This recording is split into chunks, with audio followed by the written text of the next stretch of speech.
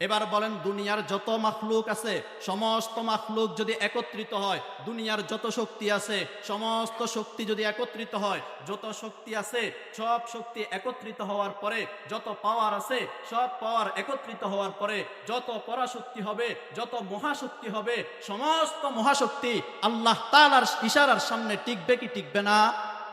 টিকবে? টিকবে না। এবার বলেন, আমাদের এই বাংলাদেশটা বিগত 16 বছর পর্যন্ত স্বৈরাচার হাসিনা আমাদের এই বাংলাদেশটা শাসন করেছিল কিনা? তার মুখের বক্তব্য কি ছিল? আগামী 40 বছর আমরা কি খেয়ে যাব? বাংলাদেশটাকে খেয়ে যাব। কেন? যে ক্ষমতায় আসে সে মনে করে এই দেশটা আমার, আমি আর কাউকে রাখবো না। আপনি বিএনপি বলেন, বিএনপিকে আমি খেদাও করে দিয়েছি। জামাত বলেন, জামাতকে উঠিয়ে দিয়েছি। চরমনাই বলেন, চরমনাইকে আমি তাড়িয়ে দিয়েছি। হেফাজত বলেন, হেফাজতকে আমি তাড়িয়ে দিয়েছি। আমি আওয়ামী সরকার, আমি ফ্যাসিস্ট সরকার, এই বাংলাদেশটাকে একাই বক্ষণ করব, এমন মন মানসিকতা ছিল কি ছিল না? আলহামদুলিল্লাহ। আল মাদ্রাসাতুল মাক্কিয়া ফেনীর উদ্যোগে আয়োজিত আজকের বার্ষিক ওয়াজ মাহফিল এবং হাফেজ ছাত্রদের পাগড়ি প্রদান উপলক্ষে দূর দূরান্ত থেকে আগত আল্লাহর আশিকিন, জাকিরিন, দিন প্রিয়, ইসলাম প্রিয়, মর্দেগানে মুজাহিদ ভাইয়েরা আমার, মহান আল্লাহ তাআলার দরবারে লাখো কোটি শুকর, যিনি আমাদেরকে অত্যন্ত দয়া এবং মায়া করে যাচাই এবং বাছাই করে আজকের এই দিনই মজমা রাসূল করিম সাল্লাল্লাহু আলাইহি ওয়াসাল্লামের ভাষায় জান্নাতের বাগানে একত্রিত হওয়ার তৌফিক দান করেছেন। এই জন্য প্রত্যেকেই প্রত্যেকের অন্তর থেকে কালিমাতুশ শুকরিয়া জ্ঞাপন করি, আলহামদুলিল্লাহ। রাসূল করিম সাল্লাল্লাহু আলাইহি ওয়াসাল্লাম হাদিস শরীফের মধ্যে বলেন, এই বাবা কথা বলি না তোমরা, ইন্নাল উলামাউ ওয়ারাসাতুল আম্বিয়া, উলামায়ে কেরামগণ রাসূল করিম সাল্লাল্লাহু আলাইহি ওয়াসাল্লামের উত্তরসূরি।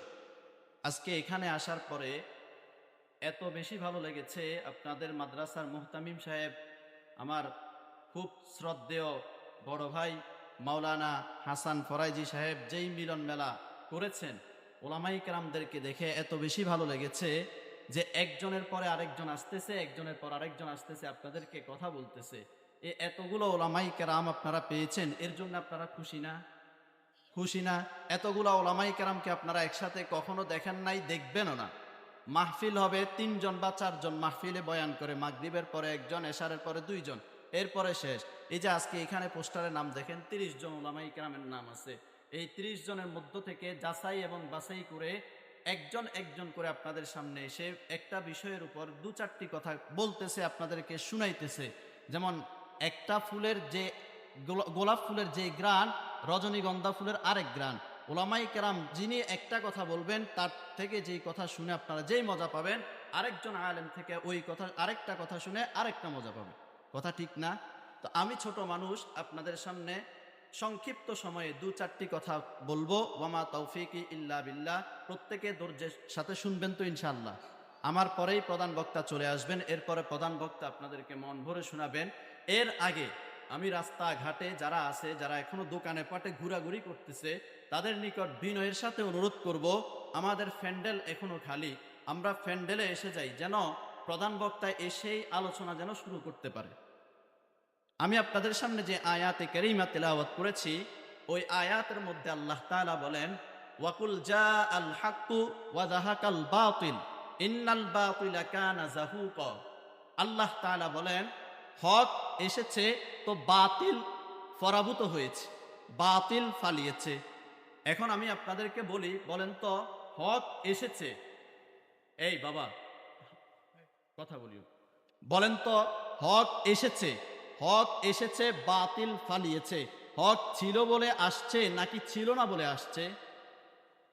হক এসেছে, বাতিল পালিয়েছে। হক ছিল বলে আসছে নাকি ছিল না বলে আসছে? ছিল বলে আসছে না ছিল না বলে আসছে? ছিল না বলে আসছে। হক ছিল না, ছিল না থেকে আসছে, আর বাতিল ছিল, ছিল থেকে পালিয়েছে। কথা বুঝেন নাই? হক এসেছে, বাতিল পালিয়েছে। হক এসেছে, বাতিল পালিয়েছে। হক ছিল না থেকে এসেছে, বাতিল ছিল থেকে পালিয়েছে। কথা ঠিক না? এবার আসেন, রাসূল করিম সাল্লাল্লাহু আলাইহি ওয়াসাল্লাম দুনিয়ায় আগমনের পূর্বে পুরো দুনিয়াটাকে বাতিল গ্রাস করে নিয়েছে। আল্লাহ তাআলা রসুলকে পাঠিয়েছেন, রসুল আগমন করেছেন, আয়াত পড়েছেন, মূর্তিগুলা ভেঙেছেন, হক এসে গেছে, বাতিল পালিয়ে গেছে। কথা ঠিক না? কথা ঠিক কিনা? এবার আসেন, হক এবং বাতিলের দ্বন্দ্ব আজকে নতুন নাকি পুরাতন? পুরাতন। হক বাতিলের দ্বন্দ্ব আজকের নতুন না পুরাতন? এই হক বাতিলের দ্বন্দ্ব অতীতে ছিল, বর্তমানেও আছে, ভবিষ্যতেও থাকবে। বলেন তো, এই হক বাতিলের দ্বন্দ্বে আমরা কার পক্ষ নিব? হকের পক্ষ নিব। কার পক্ষ নিব? হকের পক্ষ নিব। কেন আমরা হকের পক্ষ নেব? এই হকের পক্ষ আমরা নেওয়ার জন্য দুইটা কারণ বলবো। এই দুই কারণ বলেই আলোচনা শেষ করব। হকের পক্ষ নেওয়ার জন্য, হকের পক্ষ আমরা এই জন্যেই নিব কারণ হকের পক্ষে আল্লাহ তাআলা। হকের পক্ষে কে? আল্লাহ তাআলা। আর বাতিলের পক্ষে কে? শয়তান। বাতিলের পক্ষে শয়তান। বলেন তো, হকের পক্ষে আল্লাহ, বাতিলের পক্ষে শয়তান।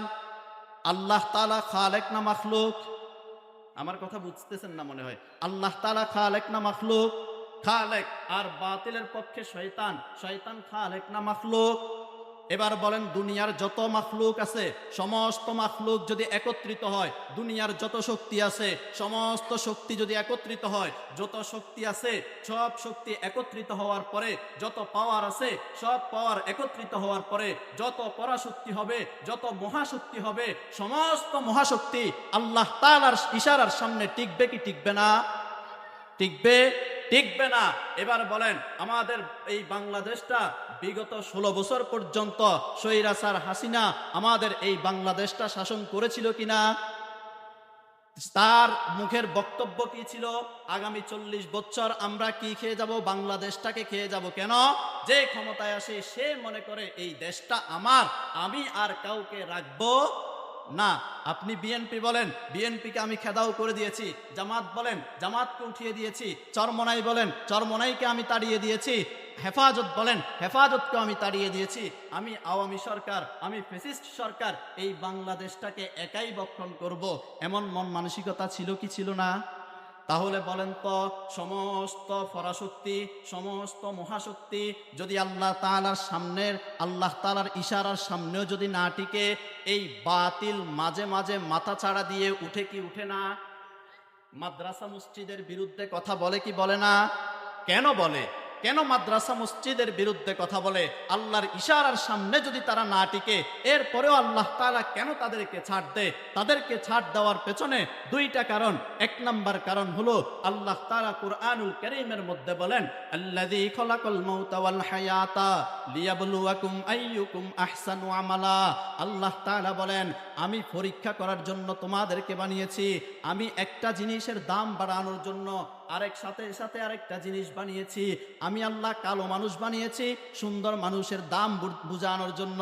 আমি আল্লাহ মোটা জিনিস বানিয়েছি চিকন মানুষের দাম বুঝানোর জন্য। আমি আল্লাহ লম্বা জিনিস বানিয়েছি খাটো মানুষের দাম বুঝানোর জন্য। এইভাবে একটা জিনিস আমি আল্লাহ সৃষ্টি করলাম আরেকটা জিনিসের দাম বুঝানোর জন্য। ঠিক তদ্রূপভাবে আমি আল্লাহ হক বানিয়েছি, আমি আল্লাহ বাতিলও বানিয়েছি। হক যদি, বাতিল যদি না থাকতো এই হকের দাম থাকতো না। বাতিল থাকার কারণেই হকের দাম আছে। কথা কোন ঠিক কিনা? বাতিল থাকার কারণেই হকের দাম আছে। যদি বাতিল না থাকতো হকের দাম থাকতো না। এবার আসেন, এই গেল এক নাম্বার কারণ। দ্বিতীয় নাম্বার কারণ, আমাদের এই দিকে আমরা ধান লাগাই না, চাষ করি তো। চাষ করার পরে ধরেন আমি ঢাকায় বসবাস করি, চট্টগ্রামে বসবাস করি, আমি জমিনের মধ্যে ধান লাগাইলাম। লাগানোর পরে আমি ওই ক্ষেতের পরিচর্যা করতে পারি নাই, লোক লাগিয়ে আমি সেখানে সার দিলাম, গোবর দিলাম, ধান লাগাইলাম। বলেন তো এই ধানের মধ্যখান দিয়ে কিছু আগাছা জন্মায় কিনা? আমি যে ধানের মধ্যে সার দিলাম এই সারগুলা শুধু আমার ধান খাইলো নাকি আগাছাও খাইলো? আগাছাও খাইলো। এবার বলেন তো আগাছাটা যখন মাথা চাড়া দিয়ে উঠবে, চিকন করে যখন বের হবে, ধানের উপর দিয়ে যখন চলে যাবে, তখন এই আগাছা আপনি জমিনের মধ্যে রাখবেন নাকি ফেলে দিবেন? কিভাবে ফেলবেন? বাজারের মধ্যে যাবেন, মহিফালের মধ্যে যাবেন, সদর হাসপাতালের মোড়ে যাবেন, ময়মনসিংহ থেকে উত্তরবঙ্গ থেকে 2জন মানুষ ধরে নিয়ে আসবেন। আমার জমিনের মধ্যে আগাছা জন্ম নিয়েছে, যাও সেই আগাছাগুলা তোমরা হাত দিয়ে বেছে ফেলো, আমার ধানগুলাকে সুরক্ষা করো। ওই আগাছাগুলা তোমরা হাত দিয়ে তুলে জমিনের ভেতরে তোমরা মাটি চাপা দাও, আর না হয় ওই আগাছাগুলাকে টেনে ধরে 36 মাইল ওই পাশে ফেলে দাও। কথা ঠিক না? আমার কথা বুঝেন নাই? 36 মাইল ওই পাশে ফেলে দাও। তাহলে এই আগাছাগুলাকে আমরা যদি 36 মাইল ওই পাশে ফেলে দেই, এবার বুঝেন এই বাতিল যদি আমাদের সামনে মাথা ছাড়া দিয়ে উঠে, আমাদের মাদ্রাসার বিরুদ্ধে, মসজিদের বিরুদ্ধে, আমাদের ওলামাই কেরামের বিরুদ্ধে যদি কথা বলে, এই বাতিলদের মাথা ধরে আমরা 36 মাইল দূরে ফেলে দেব, আর না হয় আমরা মাটির নিচে দিয়ে দাফন করে ফেলবো ইনশাআল্লাহ। কথা কোন ঠিক কিনা? এর জন্য আমরা প্রস্তুত আছি তো ইনশাআল্লাহ। আবু হুরায়রার ছোট্ট একটা হাদিস বলে শেষ করতেছি। আবু হুরায়রা বলেন, আল্লাহ তাআলা যদি আমাকে একবার হায়াত দেয়, আমি মৃত্যুবরণ করব, আবার জীবিত হব, আবার মৃত্যুবরণ করব। প্রত্যেকবার 1000 বার হায়াত দিলে ওই 1000 হায়াত আমি আল্লাহর রাস্তায় দিয়ে দেব। এই আমাদেরকে আল্লাহ তাআলা যেই হায়াত দিয়েছেন, এই হায়াত আমরা আল্লাহ তাআলার রাস্তায় ব্যয় করতে পারবো তো ইনশাআল্লাহ।